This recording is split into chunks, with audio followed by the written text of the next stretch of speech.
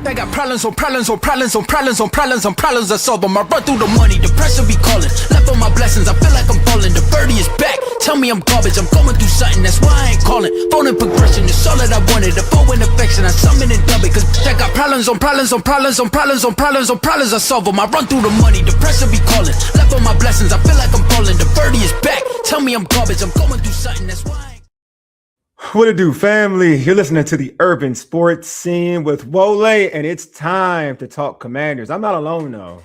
I got my guy in the building. He's the guest co-host and of this show and ESPN radio contributor, Darian D. Will Williams.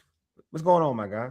Wally, what's up, man? How you doing, my brother? I'm good, bro. You know what I'm saying? I'm glad to have you on, man. I saw first. I'm your flowers, man. I saw the show with you and Lake with B Mitch. Fire. Thank you, Fire. Yeah, man. It's always a good time. I give big shout out to Lake Lewis and Mike Callow, who man, they've been two great point guards for my career as of late, man. They've been lobbing the assist, helped me create some great relationships at both stations, at ESPN 630 here and ESPN Richmond 106.1 down there. So you know, it's good, man. It's feel good to be a free agent, man. I feel like the old the old WWE days, man. You know, I'm a free. Who's the hottest free agent? You know what I'm saying? So, man, called himself a free agent. Hey. I call it talent that everybody wants. You know what I mean? You're just a talent that everybody wants on their show, man. You're a popular item right now. That's what we like to call it. Thank you, man. It's cool to be Zach Morris every now and then. Yeah, exactly. So big phone like at all, bro. Big phone at all. Yeah. It'd be like this, hello. Exactly. Mr. Belding, man. I'm parked in your spot. Or if you're like, hey, with the big phone, you're like, ESPN 630, you have to wait. I got Richmond. Hey, listen, man.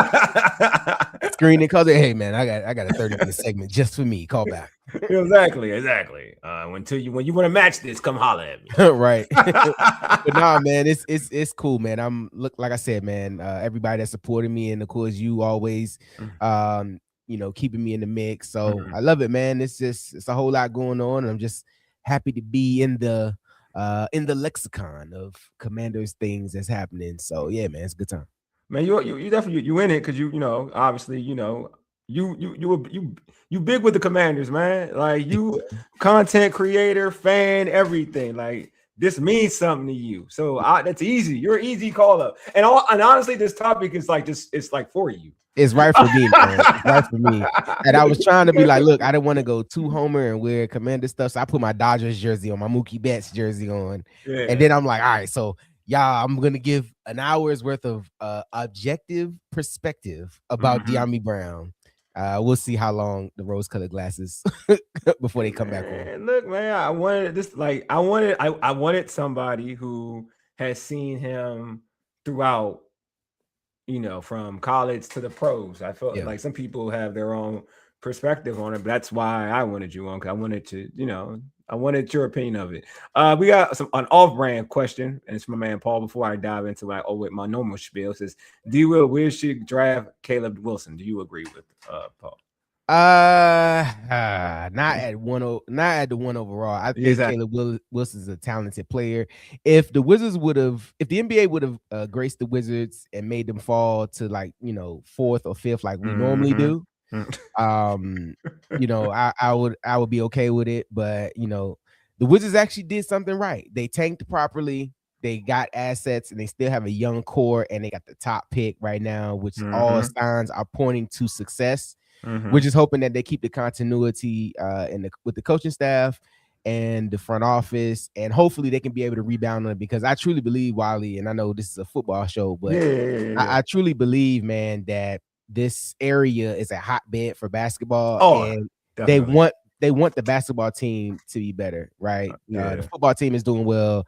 Baseball's, spotty here and there, but it's really up to the Wizards, man, to really bring the love for the NBA back. And you've seen all the things they've done at Capital One, where last year, they did all these upgrades, and it's like, man, why am I paying all this money to come here? Now, with the number one pick and some actual assets and Trae Young to go see, you could pack that place out, man. It could be more than just a Friday night thing with something to do for the fans, the family, or watching whoever they have at the concert series. It could actually be to go play the game and challenge the teams like the Hawks, the Knicks, the Pistons, which is going to be some good teams in the East. So I'm hoping the Wizards can rebound, take this pick, and it works out for them. And if it's going to be AJ, then let's take it and let's see what we can do. What's going on, dude, Janae? Yeah, I just throw that out there. Paul, I'm not going to talk basketball. I'm going to stay on topic. So I just wanted to throw that out there to give you your flout. Because I know Caleb but Paul, I say this, though. Yeah. With the Wizards resurgence, you might see more basketball talk. You might have guys actually wanting to talk about the Wizards. Because if you're talking about the Wizards before this lottery selection, you were a diehard. And I think everybody had kind of fell all the way off and was like, look, I don't really want to talk about this no more. But now, everybody's getting back on the bandwagon. And now they're an interesting team to talk about and talk to. So, hey, it's coming soon, man. I will say I give myself credit. I have talked about the Wizards even when they stuck. I have to go cover to my freelance stuff. Man. I'm a Lakers fan, but it's a horrible watch. I'm not gonna lie to you. But you know what? It's gonna get better, hopefully. But I like a lot of the young talent. So I mean, it is what it is. Before we tap into talking about Dyami Brown, we gotta knock out some logistics. Check out our website, which is www.urbansportscene.com. Subscribe to our podcast on Spotify, Apple Podcasts, TuneIn, iHeartRadio, and other podcast platforms. Just search the Urban Sports Scene. Make sure you subscribe to the Urban Sports Scene YouTube channel. If you're in the YouTube chat on our YouTube channel for the first time, please, and you're watching this video, hit that red subscribe button and also like this video. I see a bunch of y'all already pulling up. Just hit the like button and also subscribe. And if you're on like D Will's YouTube channel as well, do the same thing. Hit that red subscribe button, like this video. It does great for the Commanders algorithm. It's amazing for it. So if once you hit this like button, because obviously the topic is about the Commanders, and a bunch of people like it. Anytime like Commanders top, any of us post some Commanders like a Commanders video, it'll do well with the algorithm. So please, like the video. Also join our Urban Sports Scene Facebook group. Just search Urban Sports Scene, sports bloggers, sports podcasters, and sports debates. And I also forgot, we do accept super chats. Super chats help us support our show. It's on the YouTube chat. So if you have a comment or whatnot and you want it to be elevated, feel free to give us a super chat. We're gonna make sure we prioritize that comment on the show. All right. Let's get into our tradition. The pregame. Here's what we have on tap. We're going to debate whether we think Dyami Brown will have a valuable role on this team, or we'll also debate whether his job is actually safe. Right? I'm a believer in how much you get paid to see if your job is safe, and if you look at his pay, his pay. Ain't that much money. So, but yeah, we'll dive into it. We're going to talk about all of that though. So, first off, D Will, Dyami, we all know Dyami Brown re-signed with the Commanders. But does he realistically have a defined role in this offense to you, or is he battling just like I mentioned in the pregame? Is he battling just for a roster spot? Well, first off, I believe that Dyami coming back to the Commanders was the best thing he could have done for his career. And I say that for this reason, is that when he left on top with us, right? Yeah. He leave with a playoff Dyami. Now is his name, had an excellent playoff and was able to do some great chemistry with Jaden Daniels. I believe him coming back is to resurge his career. I think he truly has an opportunity and he has a connection with Jaden Daniels that, it may not, he's not going to get a ton of targets. He's not going to get a slew of targets. But if Dyami Brown is the rotational guy like Noah Brown was, where it was oft injured, and you're like, why is this guy still here? I think that's okay for Dyami. I think he has ingratiated himself with this staff. I think they know what type of guy he is. They know what type of work he does. And I think he has an opportunity to really come back here and be in the rotation at wide receiver. And I believe you can tell that by some of the moves they haven't done this season, not re-signing Deebo Samuel as of this point, not bringing in Stephon Diggs, not bringing in Brandon Ayuk, just drafting a receiver and really letting them fight for it. So I believe he has an opportunity. It would be harder for him had he not played here, of course, coming off the season that he had last year. But I think this coaching staff knows what they have in him, and I think they know what type of athlete that he is, and I think he will be able to fall right back in line here with the roster. So personally, I think his job is, I feel like he has a role. But the money is concerning. Like, if I had to be real, like, you can make the argument that it's not safe. If it's a competition, I think it's the fair thing to say it's truly a competition. But I think, to me, what he has going for him is the comfortability with Jaden Daniels, right? That relationship, to me, got him back into DC. And to your point, it was the best situation for him after what he experienced in Jacksonville. Like, people don't really know what happened in Jacksonville, like, because I have the NFL, I have the NFL ticket. So I was watching a lot of, because I like Dyami, I was watching a lot of Jacksonville games. And I actually like the quarterback too. Jacksonville was playing well last year, so it was an easy watch to pull up and watch a Jacksonville game. Yeah. So in the beginning of the season, if you don't know, like, Dyami was featured heavily in the beginning of the season. He actually looked good to a point where some fans were like, "Oh wow," they were mad that they let Dyami go, right? But then he had like a game where he had drops, like he did. He had one touchdown in the back of the end zone. I forgot what game it was. It was right in Cincinnati. Yeah, I think Cincinnati. That's the game. That's that game actually. And he dropped the ball in the end. He dropped it in the end zone, and they ended up losing that game because I think Cincinnati came back. It was a game they easily had won. So that from that point on, his role started going backwards, and then he got hurt. And then that made it even more challenging. And then they made the trade for what's his face for the Raiders. The trade for the wide receiver for the Raiders. I know you're talking about. I can't think of his name. Yeah, I can't think of his name. But they made the trade for him, and then he took off. Like, they took off with him as the receiver. So from that point on, he lost his job. And I would say, like anything, Dyami struggled in Jacksonville. And Jacoby Myers. Thank you, Paul. Jacoby Myers. He struggled in Jacksonville because of that said reason. But coming back to your point, coming back here with familiarity with Terry McLaurin, a guy who he rides with a Jaden Daniels. There's no secret why. Like, when you look at when Jaden Daniels invited receivers, to was it the West Coast for that quarter? It was in the West Coast, right? And they all were there together.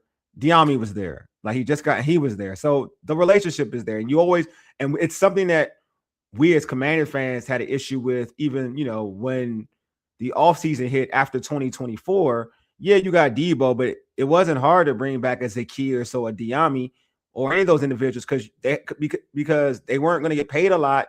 And also, you want chemistry, you want to have a familiarity with something that you had in prior season, right?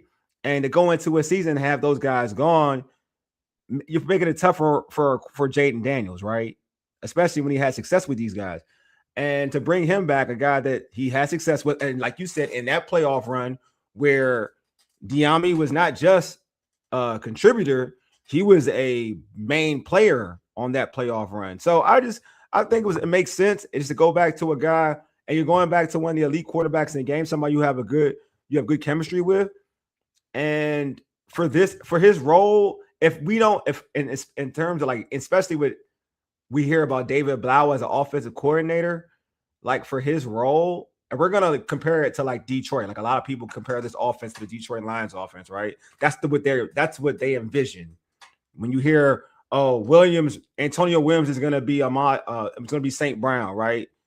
St. Rob Brown, right? When you hear that type of stuff, well, you're gonna need he's not Jay Williams, Jameson Williams, but he is the deep threat. Like, he can take the role of the JMO, right? He could take that role. So I do think there is a slot for Dyami for this offense, because they do need a deep threat, and I don't think they have a deep threat on this roster at the moment. So, Wally, I was just doing some research here with my research staff, and they provided me a stat. Thank you. They got you. Thank you. I'm glad you have one. Thanks. Yeah. Point them out. Yeah. My hand that used the mouse. No, but check this out, right? Like in the league, in the league, like the NFL, where comfort is the most important thing. You go back to 2024 when the Commanders had one of the best seasons that they've had in the last 25 seasons. And you think about what worked well, right? And Dyami worked well. He knew the system that was in place. He got hot at the right time. He had the connection with Jaden Daniels. But when you have a new offensive coordinator in David Blau, you want to get pieces around him that he's comfortable with. Yes. He was on this staff as an assistant quarterbacks coach in 2024. So he knows how Dyami Brown plays. That is the biggest key, I believe, right now, versus Dyami going to Jacksonville last year, where you get into a new situation, it's an opportunity to make some money. You get a new situation, they don't really know you and how you are in the building, right? So Dyami comes back to a familiar system, familiar coaches, familiar teammates, and they already know what he can do. So I think he's in this role here where he can actually be successful because, hey, you know what I can do. There's not a lot of money attached to me. You're not expecting number 2 wide receiver productivity. Exactly. It may just be some packages here and there, maybe some gadgets here and there. And the one thing I did notice when I was watching Dyami Brown's YouTube channel, which was a great production that he's done, shot by Jack Gillen, Charlotte area guy. He mentioned the brotherhood, and that's something that Dan Quinn has been preaching since he got here in 2024. The brotherhood and the teammates and the camaraderie. And that's something that's, while we call it corny, it has been corny. It was definitely corny last year when we weren't winning. It was corny last year. But when you think about the teammates and you think about what that means, he's coming back to a system that he's comfortable with, in an area that he's lived for years now. He knows how long it takes to get to the practice facility. He knows the people inside the building. He knows the people at the stadium. He knows the fans that really rock with him. He has that comfort. So now you can just come and play football. That's the thing about sports, right? A lot of these athletes are creatures of habit, right? So you get in a new situation and something's off, you're not able to perform in the way that you should. And people will say, oh, well, it's, these pampered athletes, you should be able to just perform anywhere because you're getting paid all this money. While true, comfort does play into it a lot, man. Think about when you go on a trip and you go to a hotel, a hotel that you stay in that's comfortable feels a whole lot better. You relax more. You feel like you're at home. You get a little more comfortable. If you're staying there for 3 or 4 days, you might take your stuff out of the suitcase and put it in the drawer. You might not leave it in the suitcase. You might take all your shoes out and lay them next to the bed, right? So you have that comfort level. And I think in the NFL, where it's all about performance, and you come back to a place where you're comfortable, you come back to a place that knows you and they know what you can do. And it's not going to be a whole lot of expectations of him, in my opinion. But when he does get his number called, which is now 6, when he does get that number called, let's hope that it is for 6 when he does get his number called. I love it. We read some comments in the chat. George, what's going on? George said if the Dyami connection with JD5 is like what people have said, then he can and will survive. Agreed. My man Todd said 2026 version of Leslie Shepard or Albert Connell. That would be the Albert Connell would be great because Albert Connell had a 1,000-yard season with Michael Westbrook that year. Was good, man. He was a nice little 1-2 punch. He was. He was a deep threat. He was the deep threat in that offense. With North Turner's offense back in the day. Let's see what we got here. Not sure about the JD5. Trust him more than others outside of Terry. Yeah, I not sure about that. JD. I think JD. Go ahead. You know what, Paul? It's funny you say that because one thing about working in this industry, you get a lot of connections and people tell you stuff under anonymity. And I tell you this, JD5 is comfortable with his receivers. Yeah. And he makes the effort to make his receivers comfortable, right? Think about how Sam Hartman stayed around here for longer than what it should be, right? On the strength of Jaden Daniels, right? And I'm not taking anything away from his ability or his skill. But what I'm saying is that if Jaden Daniels comes and say, hey, I need this guy to stay. I like this guy. He needs an opportunity. They're going to listen to him because he is our future. Yeah, I think Paul is saying that JD trust does trust him or does yeah, I think he said he does. I'm guessing. Pull it back up. Let's read it again. Because I've heard, I mean, I've had conversations with Paul, so I know like this doesn't sound like Paul saying he doesn't trust him. Well, I think it may be, not sure about that.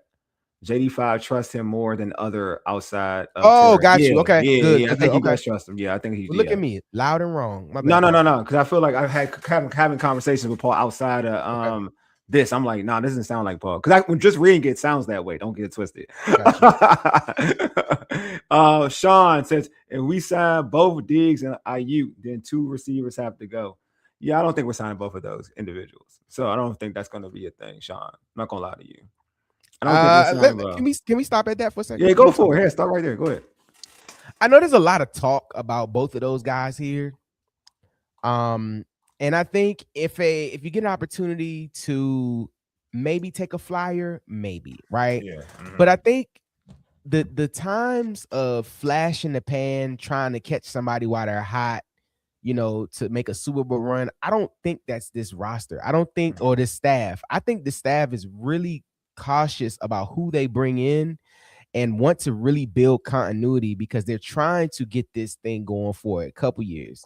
They tried last year was the year where they tried to bring in the one and done guys, and it didn't work because of age and because of money. But I really think they're trying to build some continuity with the core group and really get guys in here that can last for multiple seasons, which will speak to the depth of who they have here, right? Yeah. I think Ayuk, while it may change up with him playing with Jaden, I feel like they're not in the business of risking a whole lot to bring him in here. If he gets cut and he's he's somebody that they can sign, he can take a little cheap deal and get him in to play. Cool, I believe that.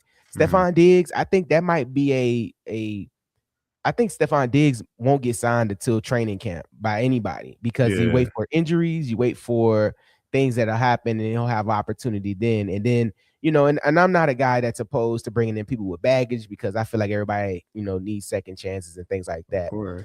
But does his ability outweigh the extra drama that he may bring into this staff? And I don't know if that's true. It sounds good. He would like that, he could be here, be a nice home team story and come back. But I don't think that's the direction that they're going. I believe he's a great player. I believe he can still play in this league, but I don't know if that's what they're trying to do here, especially with the Diggs situation. I will say this: if I had to choose, and we'll go back. If I had to choose between the two, I probably would. And it's not even because he's a hometown kid. It would probably be Diggs over Ayuk, and the only reason I agree with you on that. Yeah, and the only reason why I would choose Diggs over Ayuk is because I know we can talk about his off the field stuff. And it really isn't even football. Like, it's not on field stuff either. What I'm like referring to.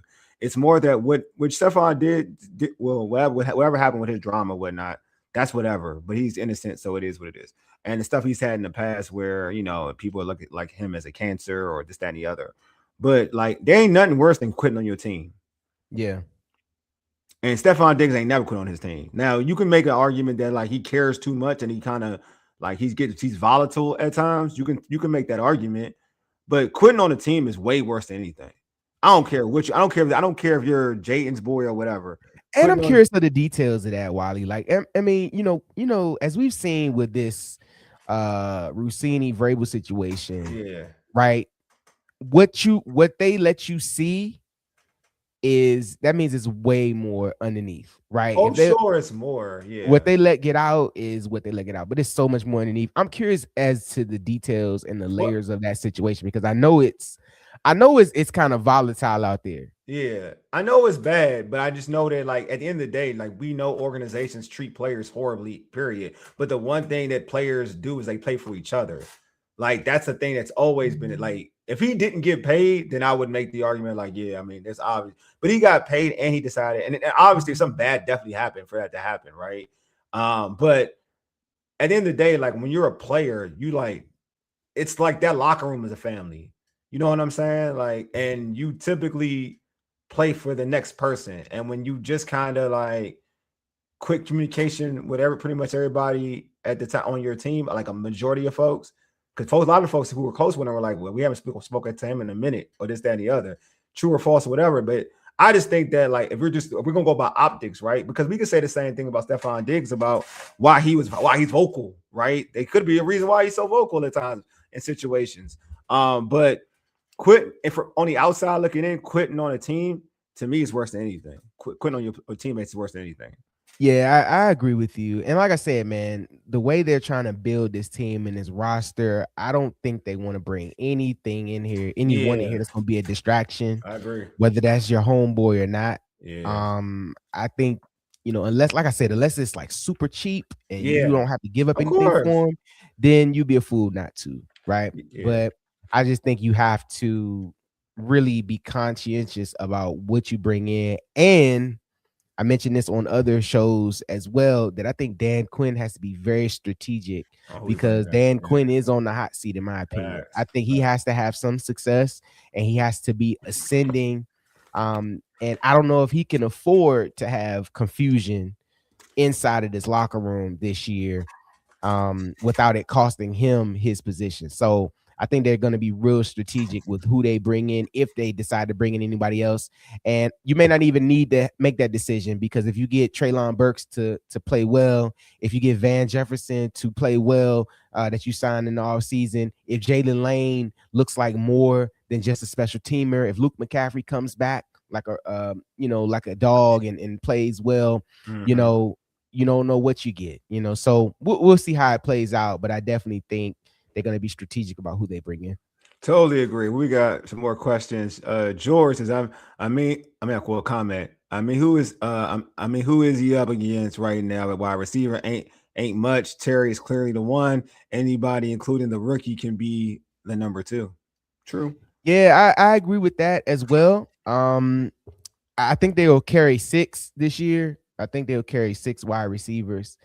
And we can wait at a later date to find out who they are. But I think they'll carry 6 wide receivers. And I think what helps Dyami as well is that he's not afraid to play special teams. Yeah. He has played gunner.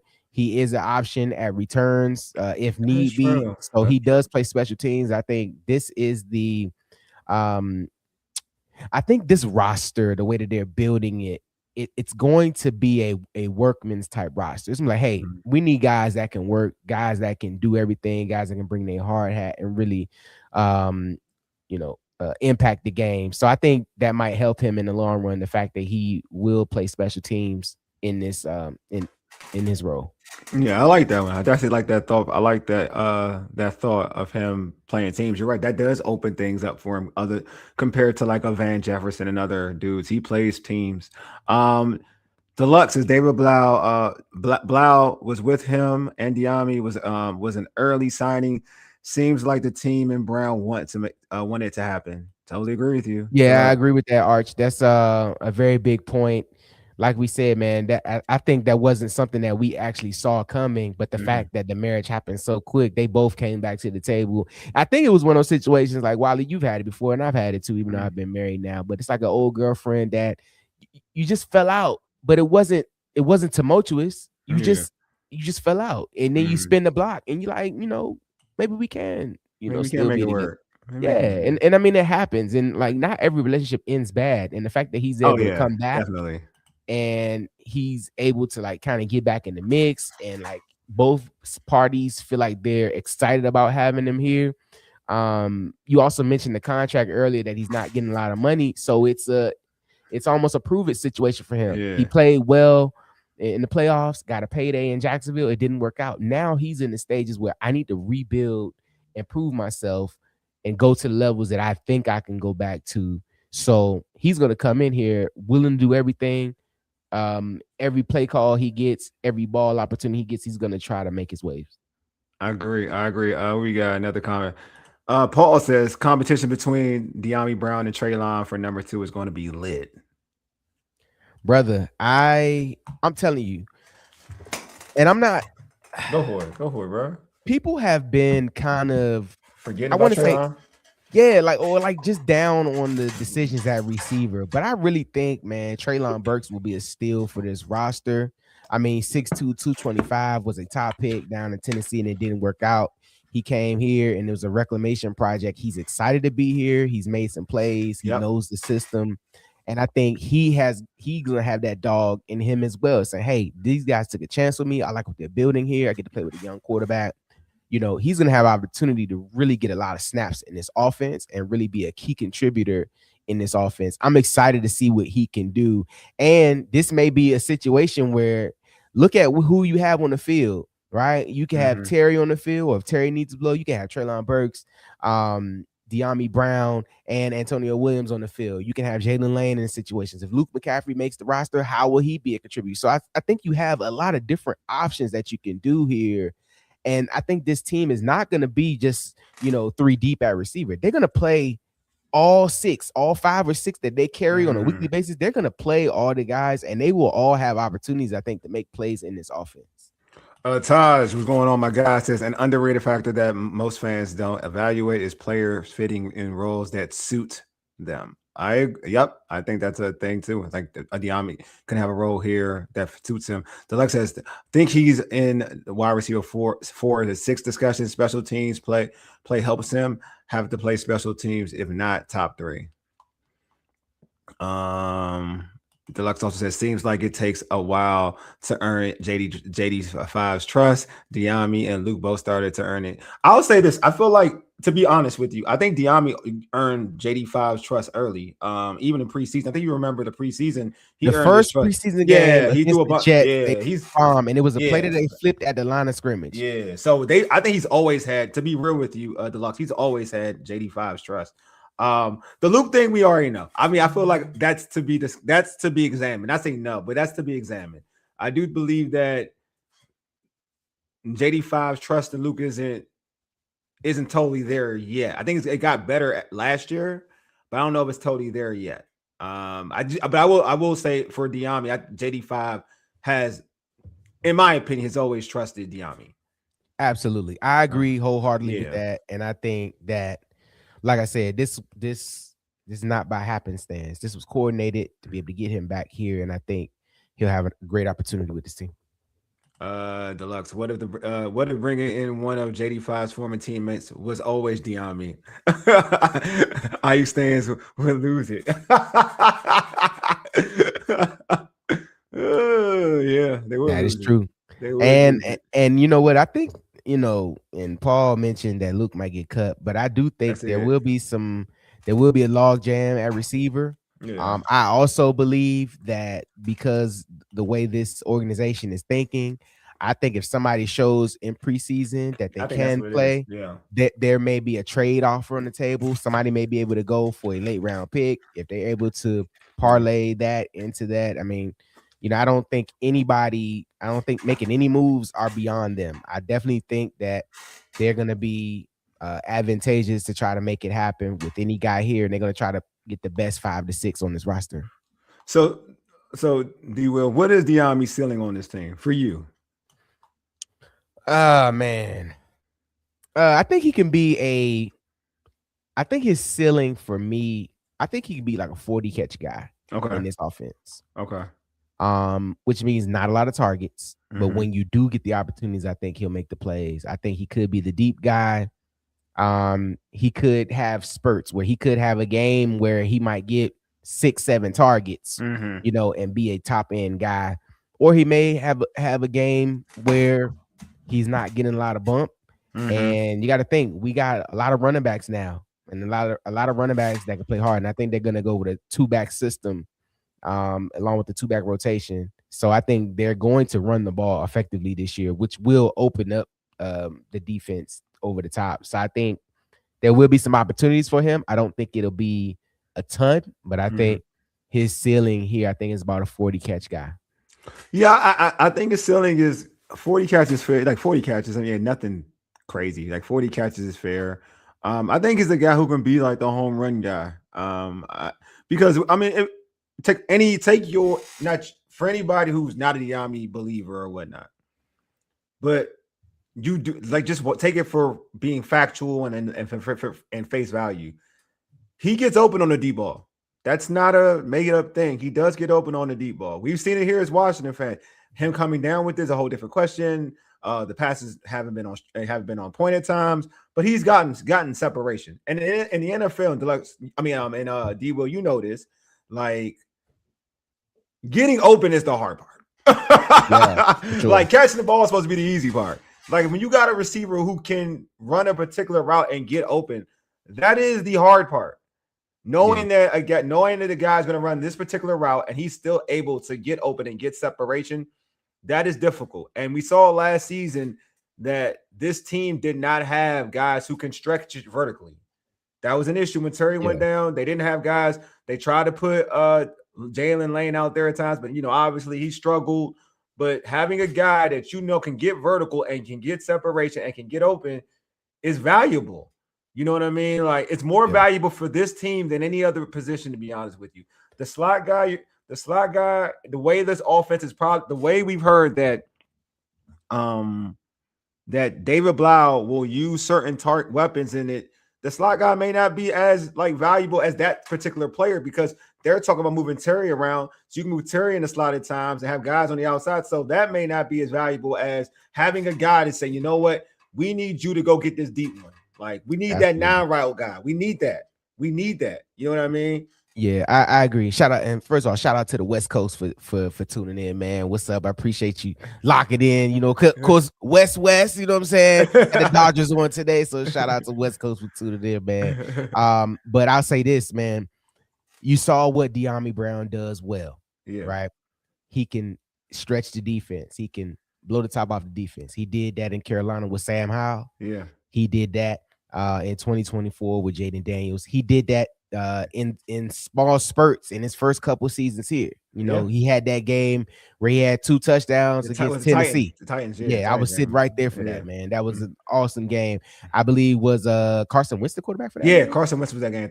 Carson Wentz was the quarterback. He's proven that he can get past the defense, and he is a threat in the air. It's just now in this offense when you're not going to be the number 2, it's taking full advantage of every opportunity that you get. So if you are the gadget guy or you are the guy that can stretch the field, if you go, 3 wide receiver sets, being able to stretch the defense out, that's what you're going to need to do.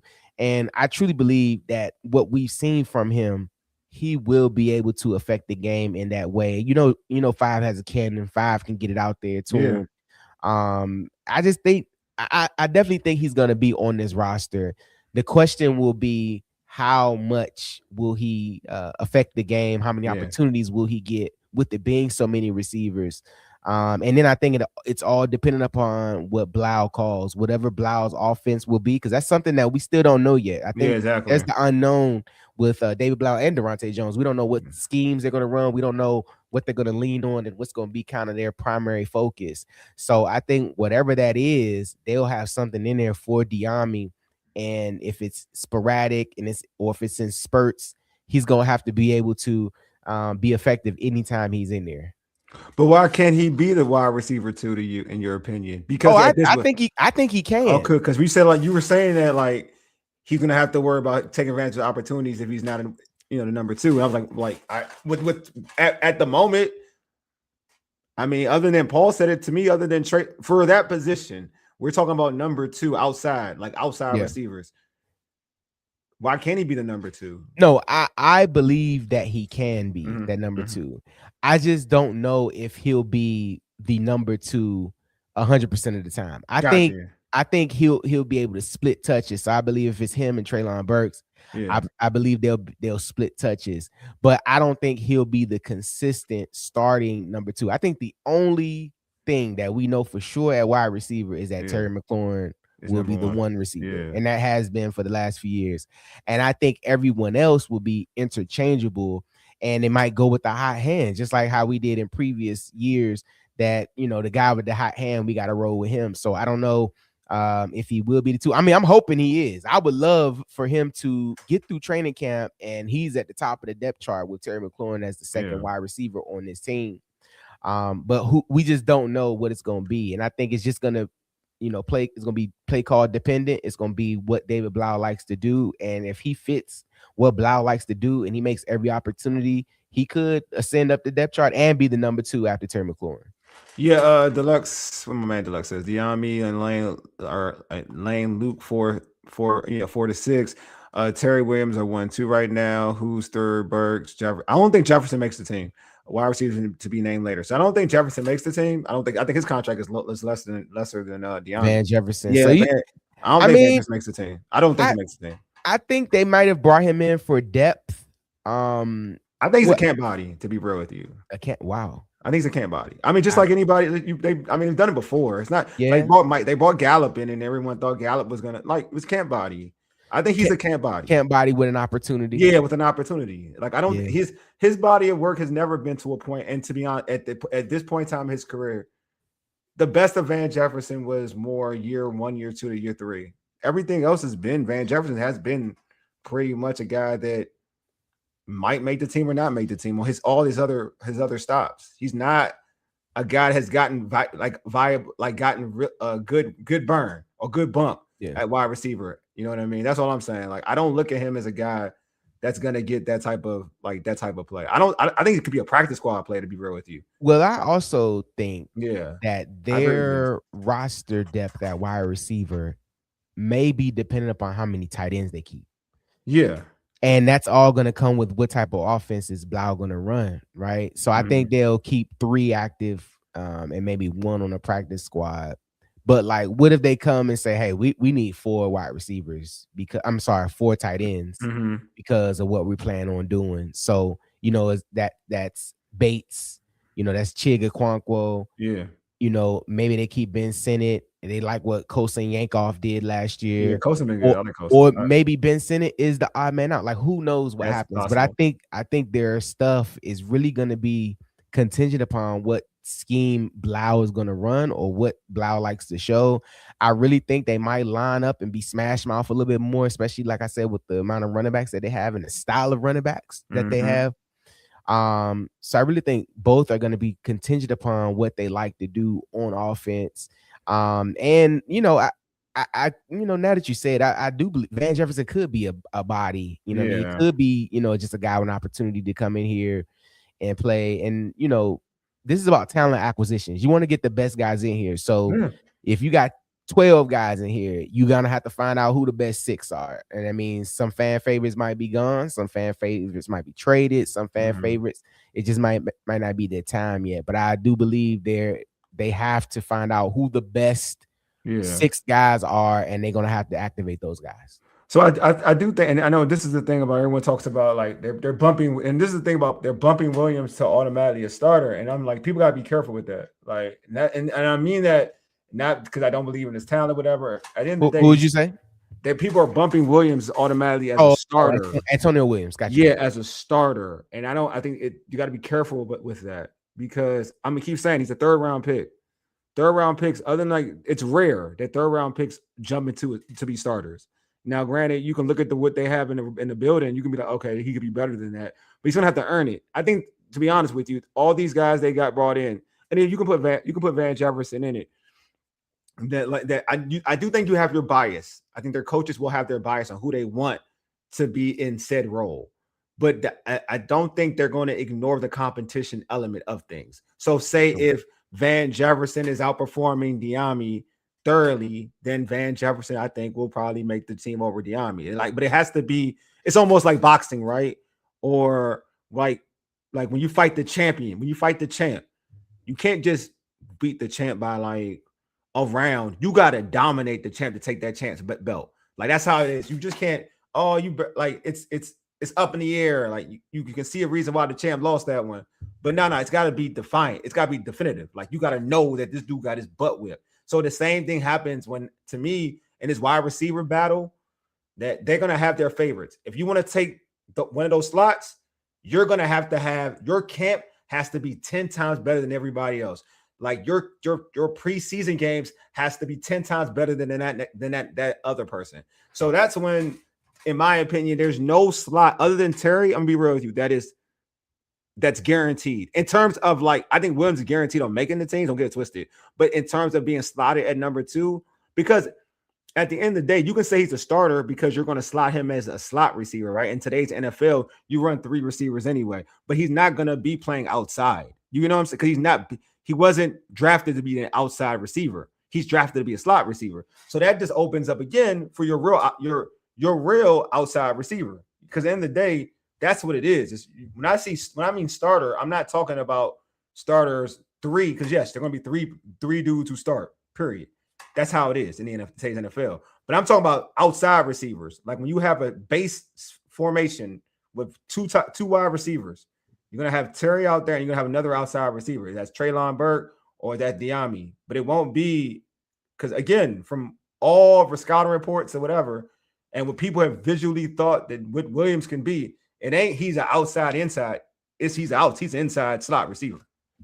Yeah, I think, with that being said too, if there was ever a preseason that was more important, I think it's gonna be this year. Agreed. Ain't nobody sitting this preseason.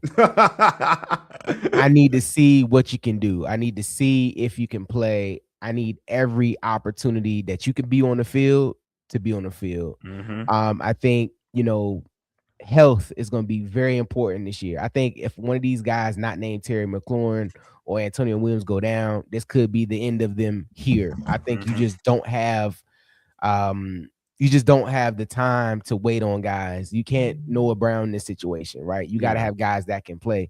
So I think preseason is going to be so important this year, and I need everybody to play. Todd says, so this is always someone always brings this up, and I always break this down to folks.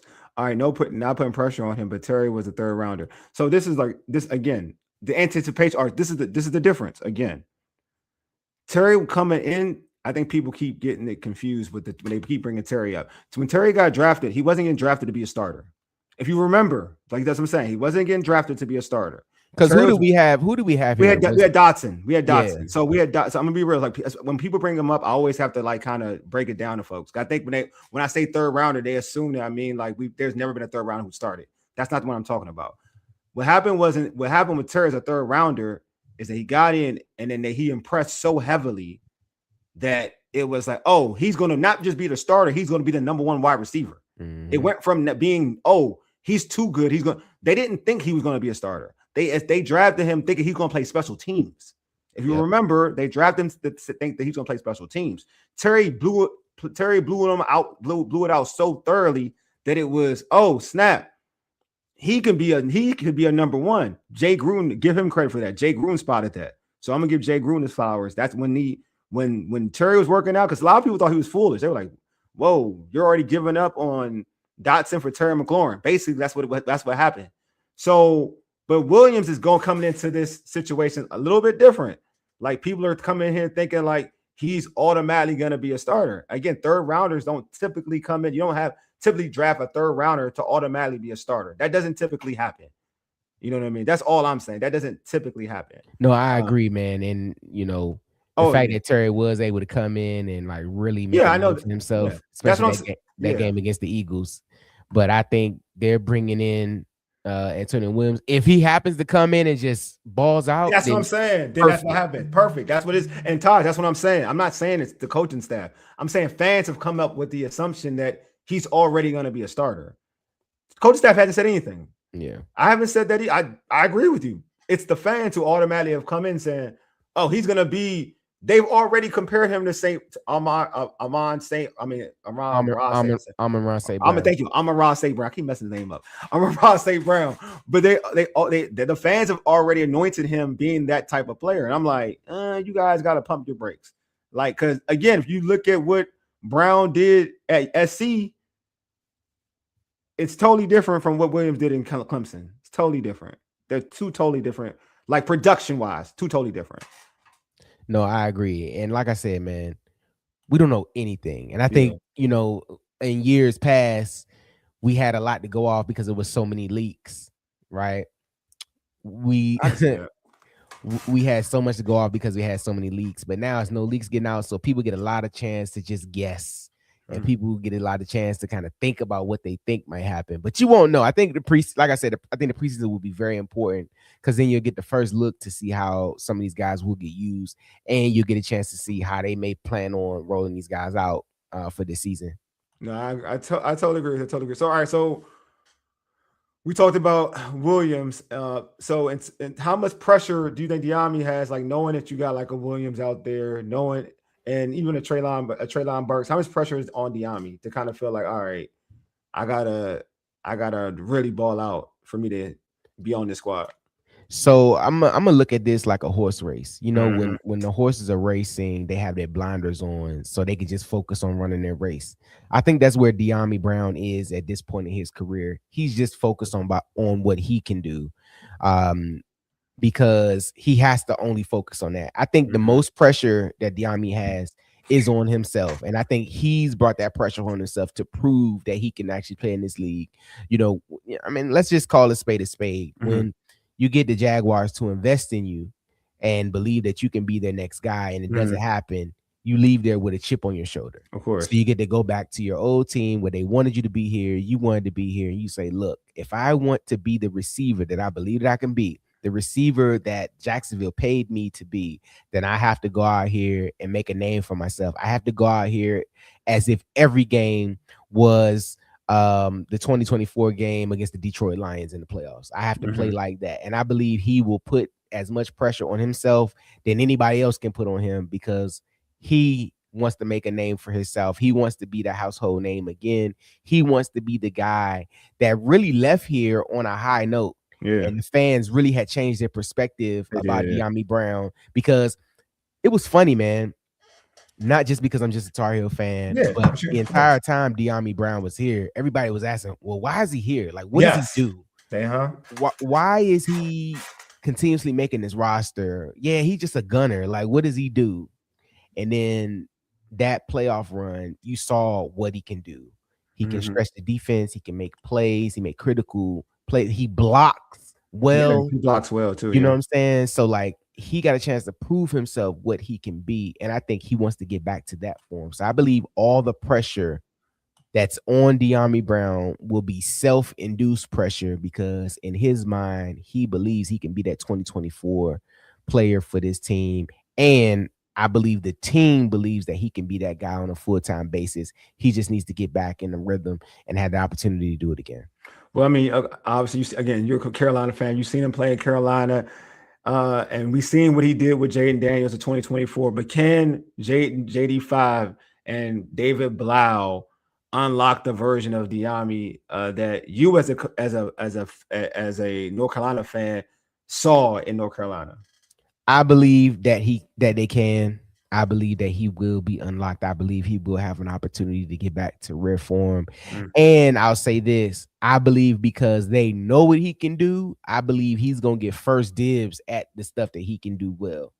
You don't bring a guy like that back if you're not going to give him opportunity to really play ball. And I think he has the vote of confidence from the quarterback. He has the vote of confidence from upstairs because they brought him back. And I believe truly that he thinks he can be that guy. And this team is ascending. And you got a chance to see firsthand when the team is doing well and the fans support you, they got your back, man. It's the battery in your back. You believe you could do anything. And I think they will be able to unlock him, and whatever they have him in here doing, it'll be done well. If he starts out week 1 against the Eagles at the number 2 receiver, I'd love to see it. And I believe every opportunity he gets, he's going to thrive. As long as he can stay healthy, and as long as he's active, and his attitude will be great, he'll have an opportunity. And I truly believe that he can get back to the 2024 form the same way Jaden will get back to 2024 form and will be a better ball club. I just also think if you have faith in Jaden Daniels as a quarterback and you think you believe, like we all believe, that he's an elite caliber quarterback, then I believe that he can definitely, because he had success with Dyami Brown and Terry McLaurin, a healthy Terry McLaurin, that they'll be fine. And Dyami will be fine. And whatever role they give him. And because, again, like I mentioned earlier, he has an ability in the NFL, which is difficult, to get open on the go route. Like, he has that ability.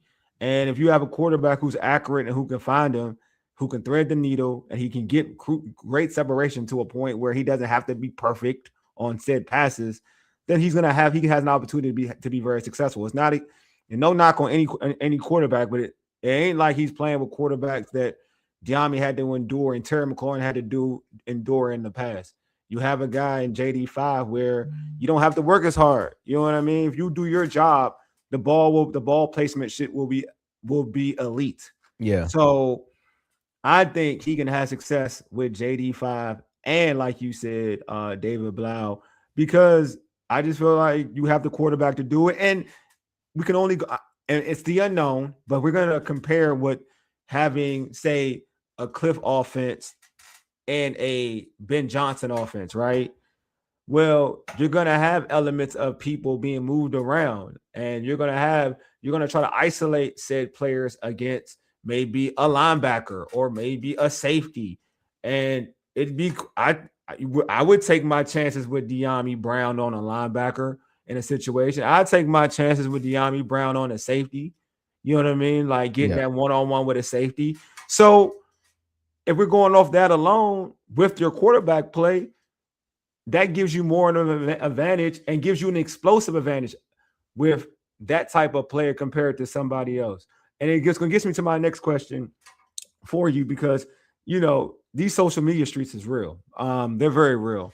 And it's always a comparison between these two players, or who's better, Dyami Brown or Luke McCaffrey. I see it all the time when I go on my social media. When I go on Twitter, I won't even say my social media. When I'm on Twitter, X is what they call it now. Your opinion, like, who do you feel is better between the two? Do you feel like it's a thing? There's one bet. Like, who do you feel is better? Do you think that that's even a thing?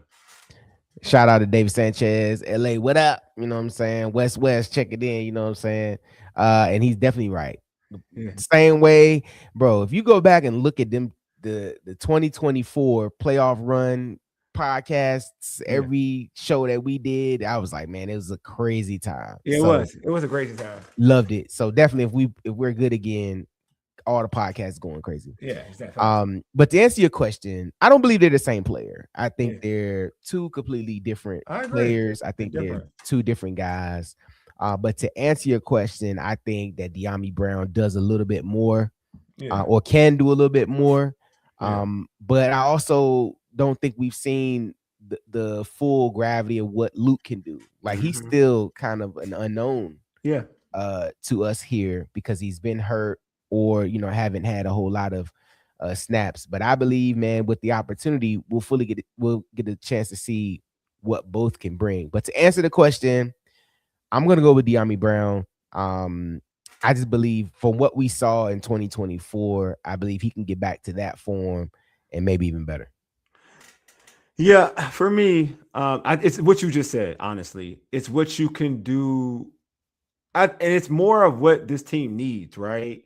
I know you look at what Luke did last year. I'm giving credit. Last year, he, you know, had a decent year last year, and Deluxe need both to be more consistent. Agree with that, Deluxe. For sure. I agree with you, bro.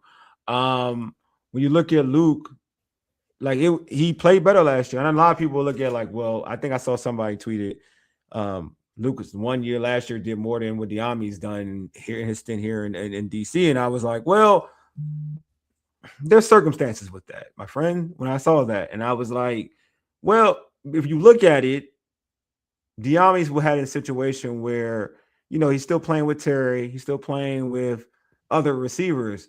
Everybody went down, so Luke pretty much got the opportunity to get a lot of burn in that said situation. They didn't really have a receiver. Like, when I mean a receiver, a real number one receiver, a legit one, other than maybe Debo. And there were times that Debo was out, right? So Luke had to be elevated in this role.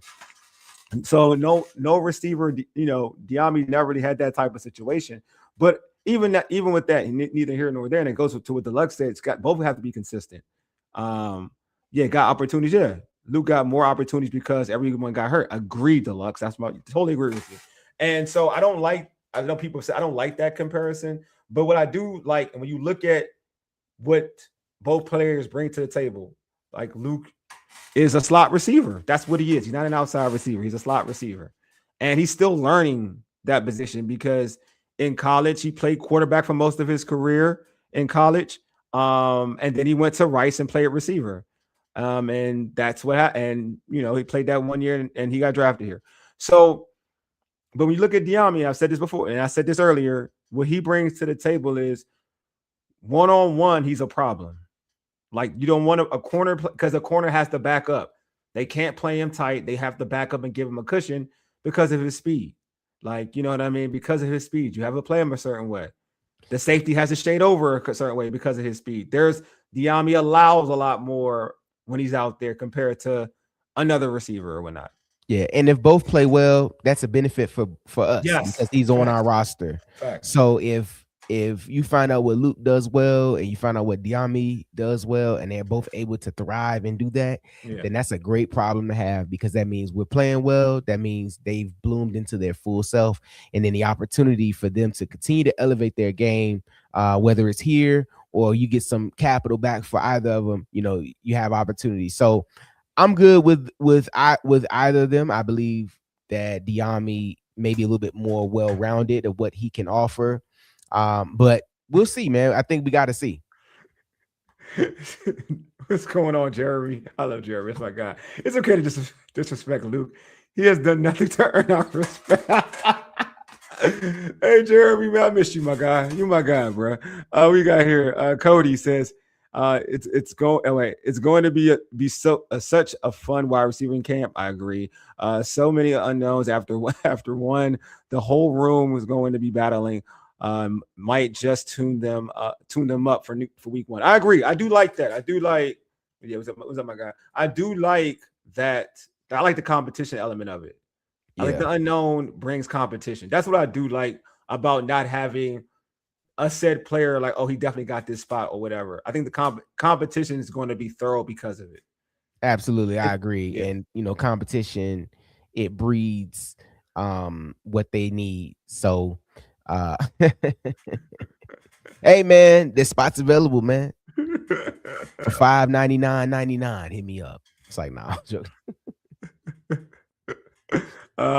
I don't think Cliff I don't know. I thought he did, to be honest with you. Dyami's skill set, his playing time came from when Noah. Yeah, that's true. Well, that is true. I think they like Noah more though.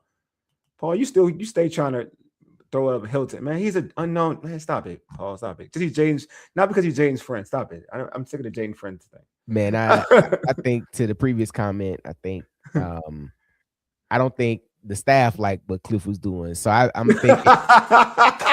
I'm just saying. I think it could be conceivable that this offense might be a completely different look offense of what you're gonna see, and I'm here for it because if that means the team is gonna get better, then that's what I'm looking forward to. Totally agree. Hey, we're about to shut this show down soon. But before we shut the show down, I need folks to already. I see a lot of folks in this YouTube chat thing. Hit the like button, man. Like the video now. I seen over 25 some odd people. Smash the like button. Smash the like button, man. Just hit the like. Or if you're watching on IG, man, make sure you share it. You know what I'm saying? Yeah. Like it, because as this offseason progresses, there'll be a lot of conversations like these. And as the moves continue to happen, urban sports scene, they're gonna be on top of it. Appreciate you, man. Here we go. Got my man Jeremy. I mean, as for the receivers, I don't like sitting around worrying about what we don't have. Cliff's offense always got found out after one season. That's true. I agree. Ask Kyler Murray and Hopkins. I agree. That's always been a thing with Cliff. I agree with that. Yep. Delexis, I don't disagree. Dyami was going to start until Noah was brought in. That's true. He was. There was good talk about Dyami. There was in the preseason. There really was in the offseason. There was a lot of good talk about Dyami. Absolutely, I agree. Slim, I'm not going to read that. I don't do foolish. I told you just got this agenda against Terry McLaurin. Like, I'm not going to read that, bro. I want real discussion, bro. I'm not doing that. Everybody, thank you, Jeremy. Smash.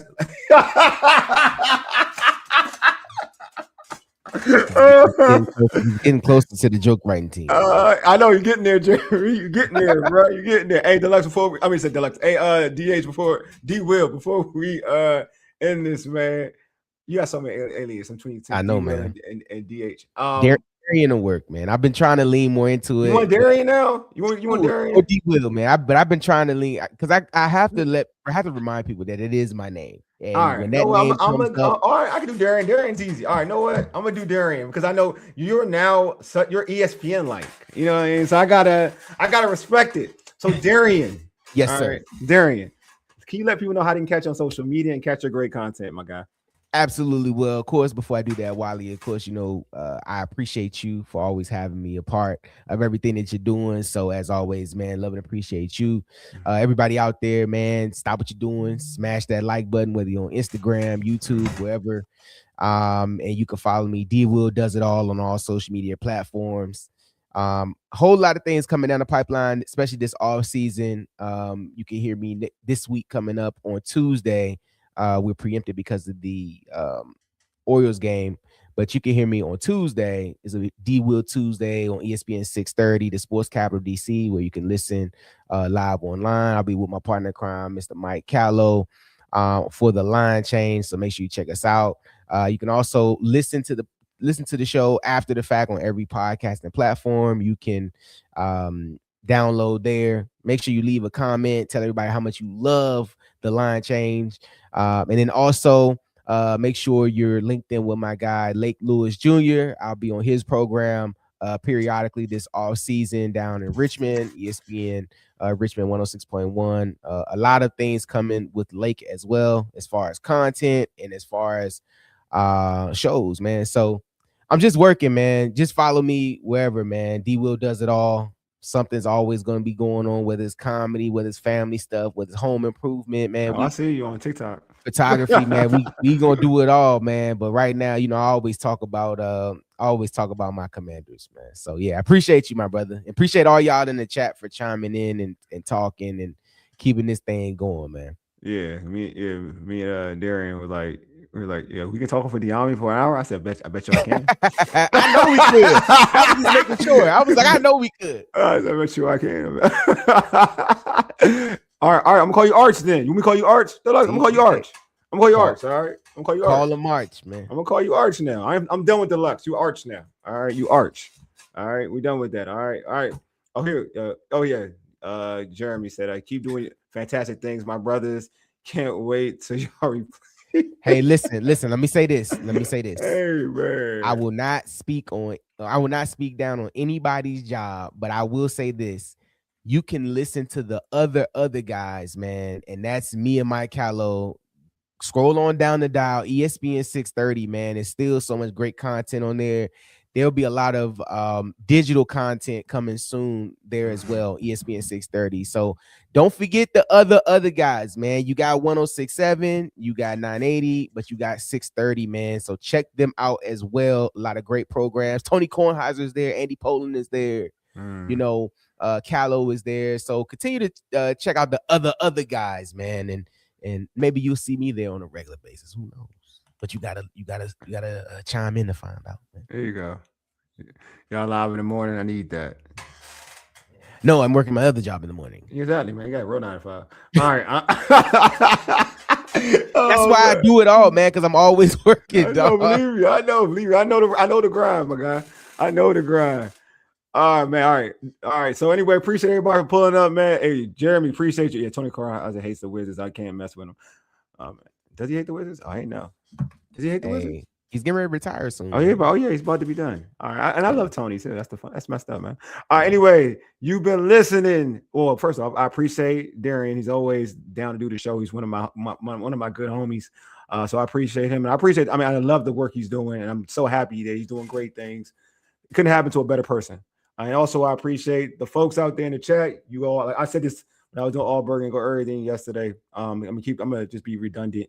You guys make this show happen. Like, this show is dope because of you all. Ain't nothing to do with me. I'm just out here reading y'all stuff. Y'all make me laugh. So y'all make it real entertaining and make it real cool to do. So I appreciate everybody in the chat, everybody on Facebook, everybody on Instagram, on X. Everybody pulls up, man. You guys are true. You guys are real. You guys are the real MVPs. Anyway, so I'm gonna close up. So let me close it out officially now. Anyway, you've been listening to the Urban Sports Thing for ages. A Yeti deuces. We are out. Peace.